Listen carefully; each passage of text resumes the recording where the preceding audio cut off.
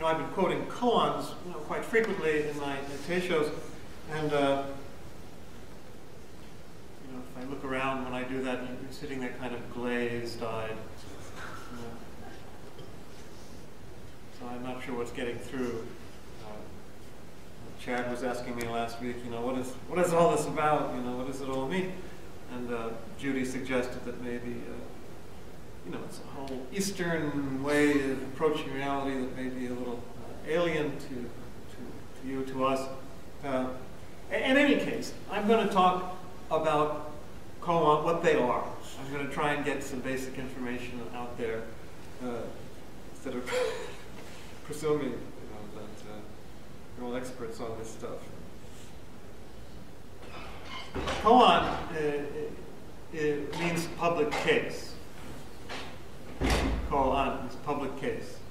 And it's, a public case because it's usually telling a story, an incident, a public encounter, usually between a student and a master, or between two masters in a dharma duel. And in that sense, it's telling a story and very concrete. It's you can compare it a little bit to the style of Jesus in the parables. Jesus only seemed to speak in these parables. We're very concrete, down to earth. The lilies of the field, the planting a seed in the earth, and the woman and the yeast in the dough, and it even says in the scriptures that without parables he did not speak to them. So there's some element of making it accessible, and yet and enticing you in by this familiarity, concreteness of the story. And yet, there's something there which requires you to engage, to probe more deeply, that pricks you in some way. And that's true of the parables. In fact, it even says, it's put in Jesus' mouth that he's quoting Isaiah. It says, I speak in parables so that they may see and not see, and that they hear and they won't hear, lest they turn and be converted, as if a way of saying, they're not going to get it. So this is a symbolic way of showing that they're not going to get it, because their hearts aren't open. And it's not that, I don't want to heal them, but you could almost say that it's an act of mercy. If it were too clear and they rejected it, it would be on them. Whereas if it's veiled, gives them a little room, a little time to work with it. And so there's that element of impenetrability which has been built into it, you might say providentially. And that part is also true of the koans. There's obviously something impenetrable, something that asks you to engage with it, more fully. Now, the best books I found on koans are the first one is quite famous. I'm not even sure it's in print anymore. It's called the Zen Koan by Isshu Miura and Ruth Fuller Sasaki, who was one of the great pioneers in the mid-20th century, in the late 20th century of Zen in America. She married a Japanese, it's a Ruth Fuller Sasaki, Sasaki Roshi. And this is something you shouldn't read because it's quite deep and technical. I was looking back at it myself and said, wow, I learned a few things just this morning looking through it. So, I'm finding stuff in here that's new for me and challenging. So maybe it's not quite what you should be reading yet. But just to know that book is out there, or not, if you can find it. A more accessible approach, and this is the first thing I was exposed to, this edition of the Mamonkan, which is also literally the Gateless Gate, a collection of koans, 50 koans, 48 actually. That is usually the first collection of koans is presented to the student because it is the most accessible, and this is a very accessible edition of it. Commentaries on the Mamonkan by Albert Lowe, who's a Roshi in Montreal. Don't hear too much of him otherwise, but this is a very good introduction to a commentary on the Mamonkan, a collection of koans. And his introduction to this book is a very good 15-page presentation of what koans are and aren't. So that I would recommend if you're interested in pursuing the issue. The koan study is central central practice in Rinzai Zen, one of the schools in Japan.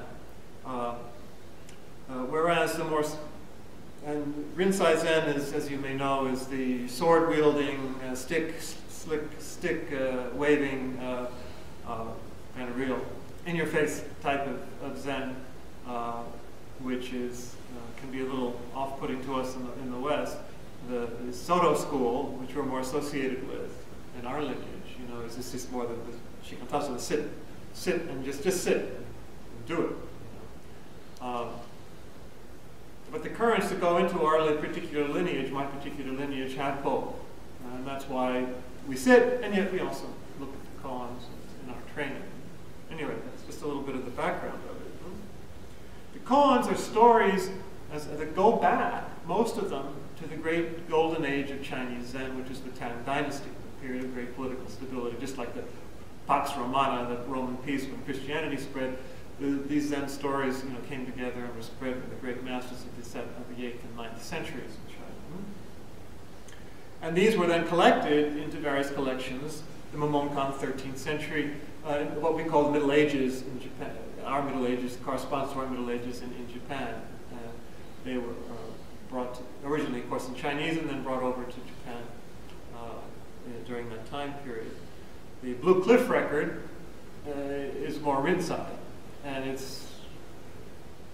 took a couple of years for me to get through it because it's really not easy. The language, you know, it's that style that even I, you know, found a little hard to penetrate. As I say, the Momonkan and this particular approach is more accessible. All right, so let's start by looking at parables. Parables use symbols very often. For example, the concrete, the sower going out to sow his seeds, and then there's a commentary, which, by the way, scripture scholars, I think, rightfully believe is a commentary of the community reflecting on Jesus' words, and is not actually an explanation provided by Jesus, okay? But nonetheless, there seems to be an allegorical quality of it. The seed that falls by the roadside, the seed that gets choked up by the thistles, you know, it can be interpreted in different ways. So it's just a matter of kind of like deciphering what these things symbolize. All right, koans do not have that, and that's a point that Albert Lowe makes. Koans do not have symbols; they're not allegories. It's not the way to approach them. Roshi Kennedy said that Bernie Glassman, his teacher, sometimes fairly frequently had an allegorical interpretation of some of them. So I mean, it is a technique that some use. You know, and I can see it in certain cases that it is clear. But as a rule, you should not approach koans in their imagery as symbolic. For example, when Joshu says the Buddha is the oak tree in the garden, well, don't give me a big symbolic discourse about what an oak tree represents. No, it's just the oak tree in the garden, right there. You know, that's it, at face value. Okay. Another important point that he makes is that koan is not a mantra. You don't use koans as you do a mantra, a word that you repeat, or something you repeat that has an inner meaning. TM and, you know, well, even other Buddhist schools use mantras, you know, and certain the World Community of Christian Meditation uses mantra, Maranatha usually. So these have a content, and I like the phrase that he uses here when he speaks about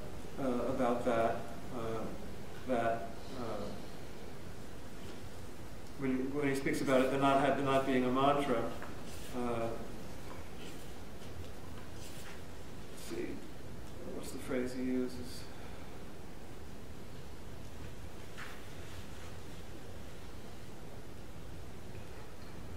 Okay, he says, a mantra takes the form of an affirmation. Something has meaning. The words has a meaning. But a koan takes the form of questioning and doubt.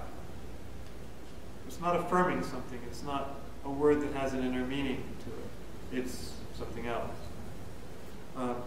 Now, he does note, and this is very interesting, the word, the koan that comes the closest, apparently, prima facie, to being a mantra is mu.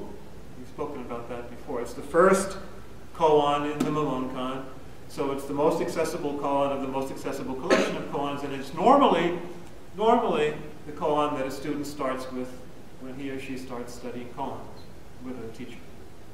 It's the first one of this collection. It appears elsewhere too, but it's Joshu's Mu. And remember, the idea was not having an idea, that a monk asks Joshu, does the dog have Buddha nature? And Joshu, instead of giving the quote correct answer, of course the dog has a Buddha nature, everything has Buddha nature, he says, Mu! No, means knowledge. So, really? So it throws you for a loop. It throws you off base. But a koan is not simply to throw you off base, by the way. That would be a mistake too. Simply to make you all confused and agitated. It's to remind you that there aren't ultimate, sensible, clear, logical answers to life. So what do you do? So the mood, it's not the meaning no, ultimately, or that you use it mu. It's trying to go somewhere else. When you sit with mu, when you actually practice it, as some do, it's not as a mantra, but as a, well, why? What is it for, and how does it function? Well, there's a key already in the koan itself, and this is very famous and is also very striking. If you see Mumon, the one who collected this, the Mumonkan, that was actually his name, Mumon, no-ge. His comment on that, his medieval comment on that mu is this. And this tells you a lot about how koans function, not just this one, but all of them. He says, arouse your entire body with its 360 bones and its 84,000 pores, so your whole body is engaged. Your mind, notice, as if there were a difference. Summon up a great mass of doubt. We're going to come back to that in a second. And pour it into this question day and night without ceasing. Do not take it as nothingness. That would be taken it literally. No, mu. Whereas a relative no of yes and no is and is not. Don't take it that way. It is like swallowing a red-hot iron ball. You try to spit it out, but you cannot. All the delusive and useless knowledge that you have collected up to the present, throw it away. After a period of time, the striving will come to fruition naturally, spontaneously, giving way to a condition of internal and external unity. Well, if you say so. You will know this, but for yourself only. Like a dumb person who has had a dream. Then get this. Then suddenly, it will all give way in an explosion. And you will astonish the heavens and shake the earth.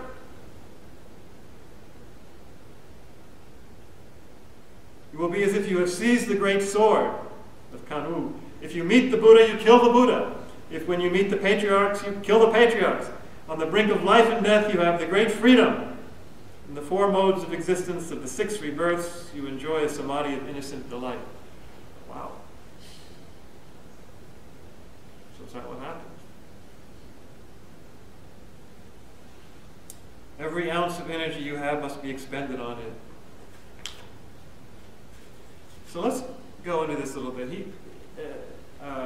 Albert Lowe does very well, and he does it this way, by taking Hakuin, the great Japanese master of the last several centuries, in the 18th century in Japan, has a famous threefold way of approaching Zen, which fits here with what we just read, and fits in with the koan.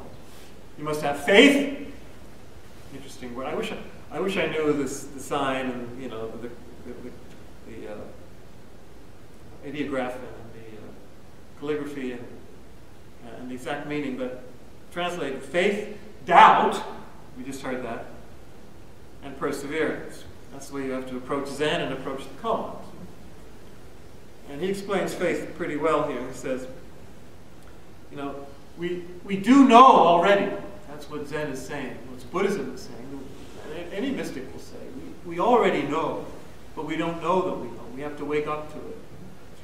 He quotes a famous phrase by Yasutani Roshi, one of the early 20th century Roshis. Someone asked him, what is the difference between you and me? And Yasutani replied, there is no difference, except I know it. There is no difference in everybody, but we have to wake up to the fact. There has to be an explosion that shakes the earth and the heavens, as we just heard. And he says very well, so the great faith that we have is faith in ourselves. Faith that the answer is there, hidden somewhere. All the great masters bear witness to it. Buddhism bears witness to it. Christianity, they bear witness to it. But we have the faith, ultimately not even in them, but in reality, in our own experience. So we have faith that there's something there to pursue. But the doubt is also what inspires us. The doubt, that's basically what, among the Four Noble Truths, where it says, life is suffering, life is inadequate, life is insufficient. Something is missing.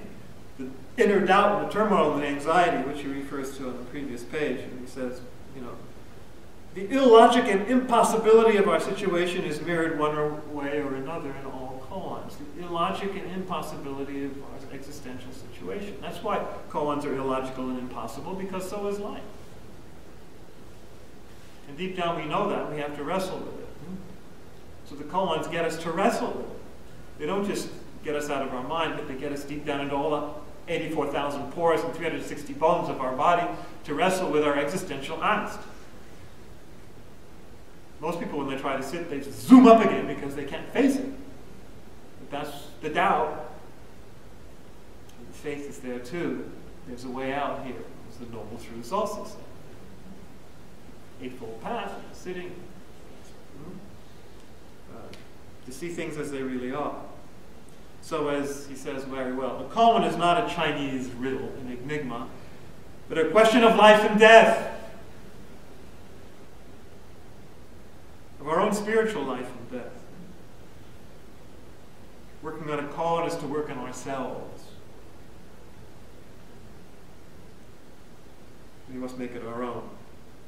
It's not just an exercise, it's not a technique, as he points out later. It's not an exercise or a technique. It's simply a way of facing yourself and being present to reality and letting reality reveal itself. To achieve some result, because you already know.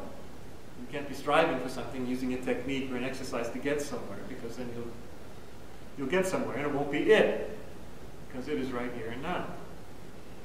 Koans get you to be right here and now, an explosion of here and now.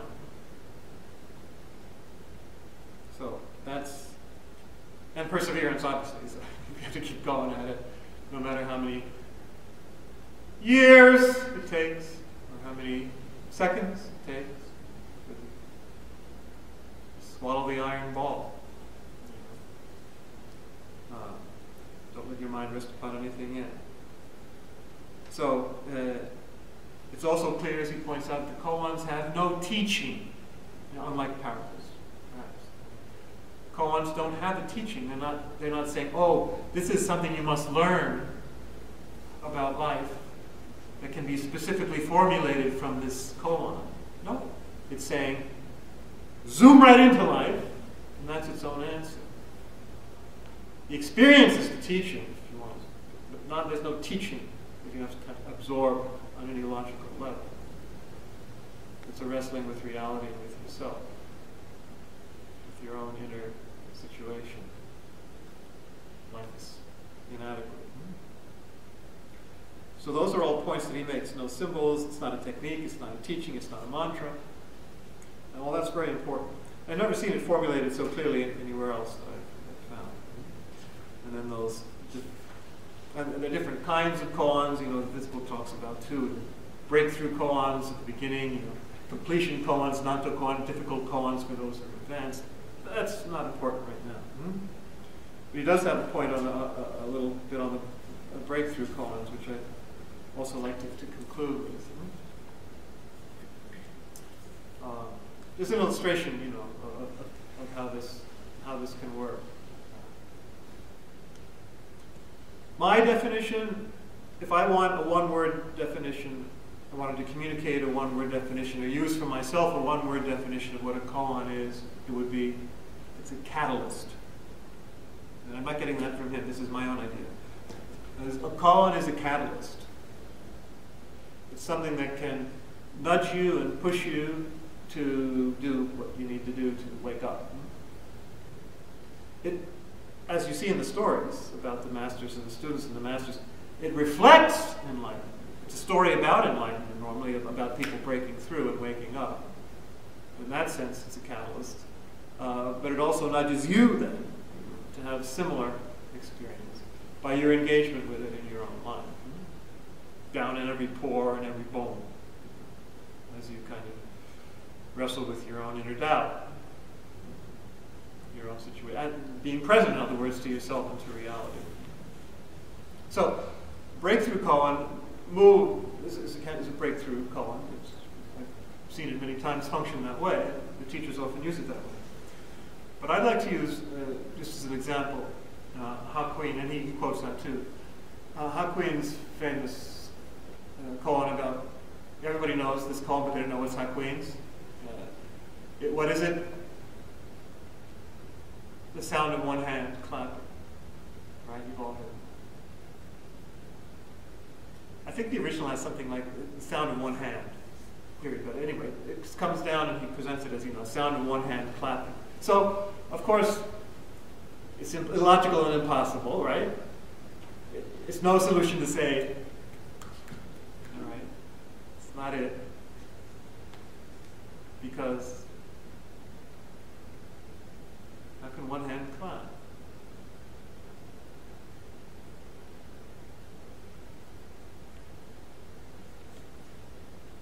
So, you've got to sit with that. Can one hand make noise? So as a little clue here of how this can work, how you can wake up and what you wake up to, I use something from Jesus and then something from John of the Cross. John of the Cross, in his Rhapsody, the spiritual canticle, speaks of, in one of the stanzas, in symbolic language, okay, of the silent music.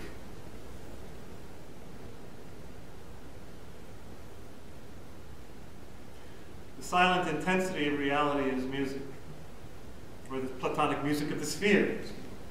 The universe is baked by its harmony and connection is making music, and it's silent. Psalm 19 says something similar. Not a sound is heard, but the heavens declare the glory of God. So when you wake up, you hear this music. But it's, of course, silent. But it's real music.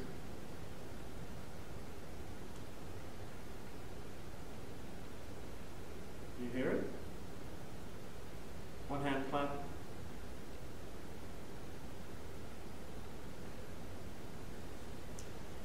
Jesus says something very similar when he's entering Jerusalem, and the Pharisees, tell your followers to stop, shouting, Hosanna in the highest, and blessed is he who comes in the name of the Lord. And remember what he says in Luke's gospel. If they were silent, the stones would cry out.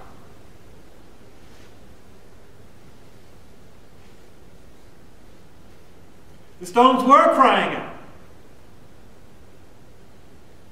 Jesus heard them. Do you? They're still crying out. Right outside our door.